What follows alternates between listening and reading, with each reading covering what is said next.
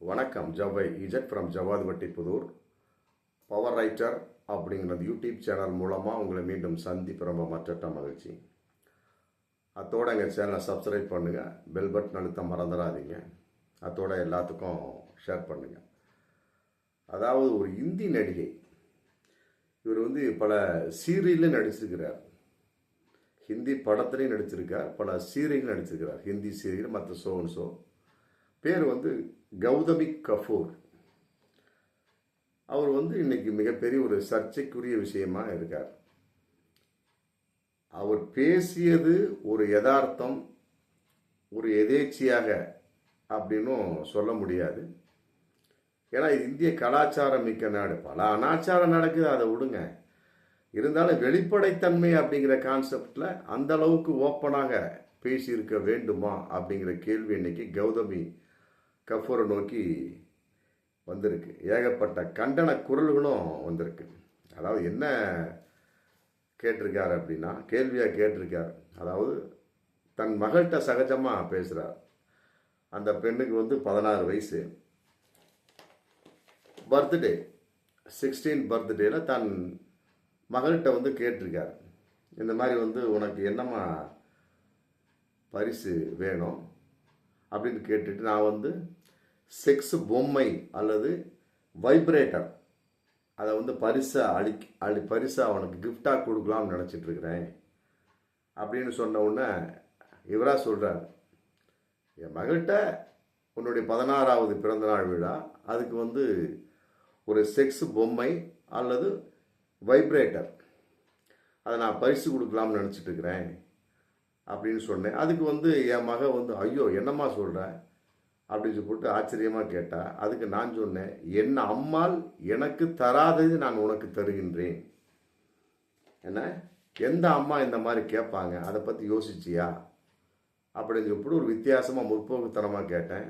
அதுவும் சரிதான் அம்மான்னு போட்டு என் மகள் என்ன சரி என்று ஏற்றுக்கொண்டால் அதை நான் என் மகளுக்கு செய்ய விரும்புகின்றேன் அப்படின்னு சொல்லிட்டு, மற்றபடி ஒவ்வொரு பெண்களும் இந்த மாதிரி செக்ஸ் விஷயத்தில் எக்ஸ்பீரியன்ஸ் இல்லாமல் இறந்து விடுகிறார்கள். ஏன்னா பல பெண்கள் இந்த மாதிரி சுகங்களை அனுபவிக்காமல் இறந்து விடுகிறார்கள். என் பொண்ணு ஏன் அப்படி இறக்கணும்? அதுக்காக நான் அவருடைய பிறந்தநாள் விழாவில் செக்ஸ் பொம்மையோ அல்லது வைப்ரேட்டர் நான் கட்டாயமாக பரிசளிப்பேன் அப்படின்னு சொல்லிட்டு அவர் ஒரு மகள்கிட்ட பேசி இதை இன்ஸ்டாகிராமில் பதிவாக போடுறார். அதை பார்த்துட்டு இன்ஸ்டா ரசிகர்கள் இருப்பாங்க இல்லையா, கண்ணா பின்னான்னு திட்டி காமா சோமான்னு காரி துப்பி அவரை தூங்க விடாமே பண்ணிட்டாங்க. அதுக்கும் அவர் பேட்டி கொடுத்துருக்கார். அந்த பேட்டி இன்ஸ்டாகிராமில் போட்டிருக்கார். அதாவது எனக்கே தெரியாமல் நான் சர்ச்சையில் மாட்டியிருக்கேன் அப்படிங்க எனக்கு இப்போ தான் புரியுது. ஏன்னா எந்த அம்மாவும் இந்த மாதிரி செய்ய மாட்டாங்க. பொதுவாக எல்லா அம்மாவும் நான் செய்யுங்கன்னா நான் சொல்ல கிடையாது.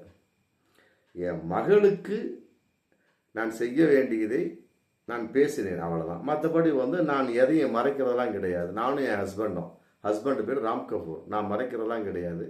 பெண்கள், என்னுடைய மகள்கிட்ட, மற்ற பெண்களை பற்றி எனக்கு கவலை கிடையாதுங்க, மற்ற தாய்மார்களை பற்றி கவலை கிடையாது, மற்றவருடைய மகள்களை பற்றி எனக்கு கவலை கிடையாது. நல்லா புரிஞ்சுக்கிட்டேன். என் மகளை பற்றி, என் குடும்பத்தை பற்றி கவலையாக நான் பேசுகின்றேன். இந்த மாதிரி பேசுகிறது சிலருக்கு பிடிக்கும், சிலருக்கு பிடிக்காது. மற்றபடி என்னுடைய தனிப்பட்ட கருத்து. அதே நேரத்துக்கு இதை நான் ஜட்ஜெலாம் பண்ண மாட்டேன். எனக்கு உண்டான கருத்து, என் மகளுக்கு தேவைப்படக்கூடிய கருத்து. இப்படிப்பட்ட விஷயங்களை அனுபவிக்காமல் பல பெண்கள் இறந்து விடுகிறார்கள். ஏன்னா நானே அனுபவிக்கல. ஏன்னா எங்கள் அம்மா அதை எனக்கு பரிசாக கொடுக்கவில்லை. அது தவறாக முடிந்துவிடக்கூடாது, அது ஒரு குறையாக இருந்துவிடக்கூடாது என்பதற்காக என் மகளுக்கு நான் செக்ஸ் பொம்மையோ அல்லது வைப்ரேட்டர் பரிசாக அளிக்கப் போகின்றேன் அப்படின்னு நான் பேசியிருக்கேன். வேற ஒன்றும் கிடையாது. மற்றபடி இந்த அளவுக்கு நான் கமெண்ட்ஸு விமர்சனங்களை எதிர்பார்க்கல.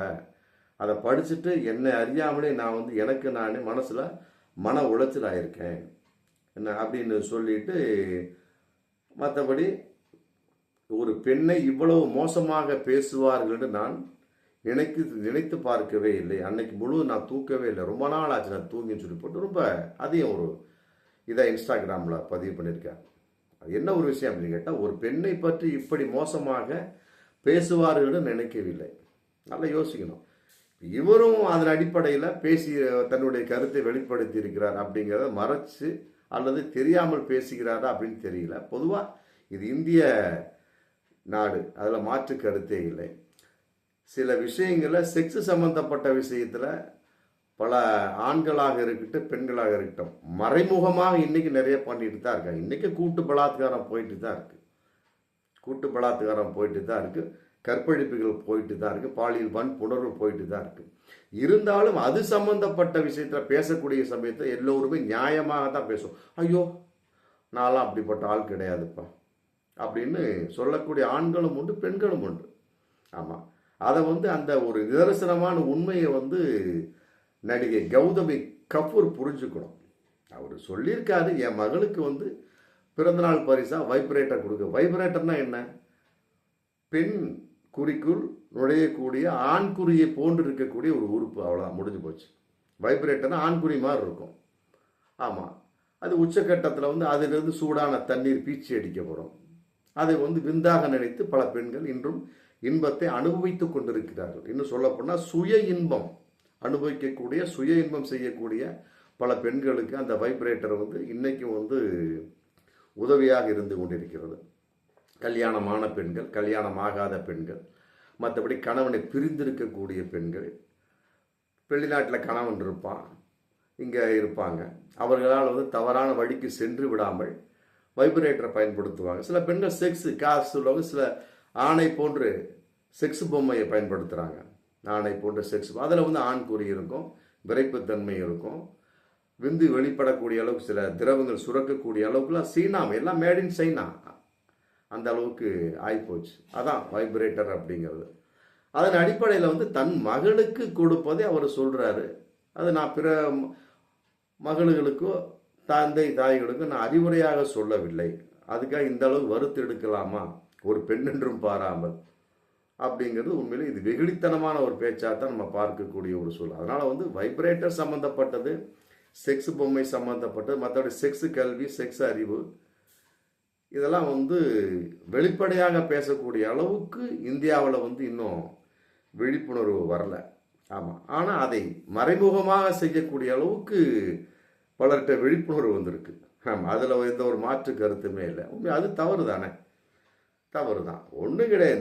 இந்த தண்டோரா அப்படின்னு படத்தில் சிவாஜின்னு ஒரு நடிகர் பேசுகிறாரு, பெண்களுக்கு சேலை அழகானதுங்க, அதுக்காக பல பெண்கள் ஆடை தெரியக்கூடிய அளவுக்கு இது தன்னுடைய அங்கங்கள் தெரியக்கூடிய அளவுக்கு ஆடை உடுத்திட்டு போகிறாங்க, அவன் நடிகைகள் அதே மாதிரி செய்யாதீங்கன்னு சொல்லிட்டு ஒரு கருத்து சொல்கிறான். அதை இன்னைக்கு பெருசுப்படுத்திட்டு இருக்காங்க. புரியுதுங்களா?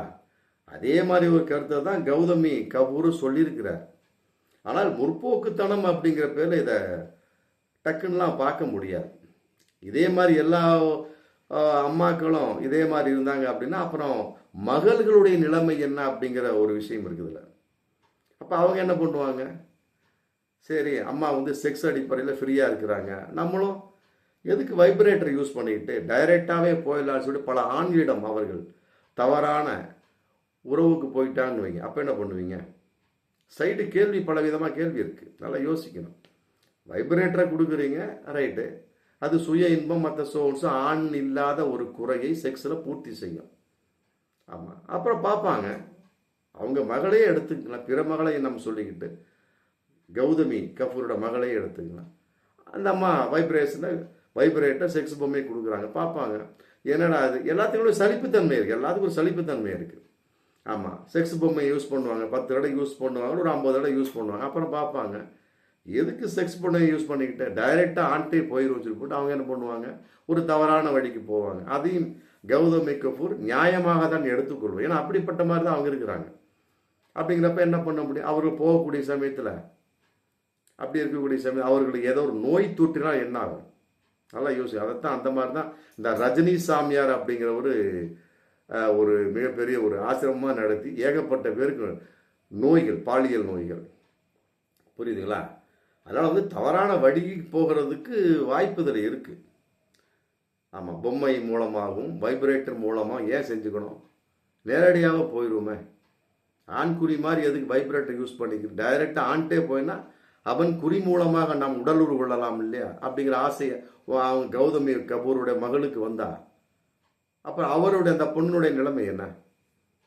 அவ்வளோதான், தவறான வழிமுறை. மற்றபடி அப்படியே போயிட்டாங்கன்னா மற்றபடி பிரச்சனை கிடையாது. நோய்கள் வந்து என்ன பண்ணுவாங்க? எய்ட்ஸ் நோய், மற்றபடி பாலியல் நோய்கள், வீடி சம்மந்த வெனீரல் டிசீஸ்லாம் வந்து என்ன பண்ணுவாங்க? அதனால வந்து இந்த மாதிரி விஷயத்த பப்ளிக்காக சொல்லாதீங்க. இதை வச்சு பல பெண்கள் வந்து தவறான வழிக்கு போக வாய்ப்பு இருக்கு. அதே நேரத்தில் இதெல்லாம் வந்து பெரிய விழிப்புணர்வாக ஏற்றுக்கொள்ள முடியாது. ஏன்னா இந்திய நாடு இது, ஆன்மீக பூமி. மற்றபடி வந்து செக்ஸில் வந்து விழிப்புணர்வு இல்லாமலாம் கிடையாது. இந்தியாவில் செக்ஸில் விழிப்புணர்வு இருக்குமா, நல்லா புரிஞ்சுக்கணும். கௌதமி கபூரை பார்த்து நான் சொல்லிக் கொள்வது, செக்ஸில் விழிப்புணர்வுலாம் இருக்கு. அதை மறைமுகமாக எவ்வாறு செய்து அப்படிங்கிற கான்செப்டில் இன்னைக்கு ஆமாம் பல இந்திய பெண்கள் அன்னைக்கு இப்படி தான் இருந்துட்டு இருக்கிறாங்க. ஒரு ஏதோ சான்ஸ் கிடைக்கிற சமயத்தில் பல தவறு செய்யக்கூடிய பெண்களும் இருக்கிறாங்க, ஆண்களும் இருக்கிறாங்க. அதில் மாற்று கருத்தே கிடையாது. அது வந்து மறைமுகமாக அப்படிங்கிற கான்செப்டில் போயிடும். ஆனால் பகிரங்கம் அப்படின்னு வரக்கூடிய சமயத்தில் அதை மறைத்து பார்க்கக்கூடிய ஆண்களை விட பல பெண்கள் தான் இன்னைக்கு இருக்கிறாங்க. ஏன் தாலி கட்டிட்டோன்னா அந்த இந்திய பெண்ணை தொட்டு விட முடியுமா? ஏன் அங்கே தொடாதீங்க, இங்கே தொடாதீங்க அப்படின்னு சொல்லக்கூடிய எத்தனை இந்திய பெண்கள், குறிப்பாக தமிழ் பெண்கள் இருக்காங்க தெரியுமா? தாலியை கட்டிட்டா அந்த பெண் எல்லாத்துக்கும் ஒப்புக்கொள்வாளா? அதெல்லாம் கிடையாது. அதுலேயும் இல்லை வேணாமுங்க, அது செய்யாதீங்க, இது செய்யாதீங்க. ஏன் ஆண்குறியை சுவைக்காத பல பெண்கள் இன்னைக்கு இருக்கிறாங்க. அது கௌதமி கபூருக்கு தெரியுமா அப்படின்னு தெரியல. பெண்குறியை சுவைக்கக்கூடிய ஆண்கள் அதிகம் இருக்கிறாங்கம்மா.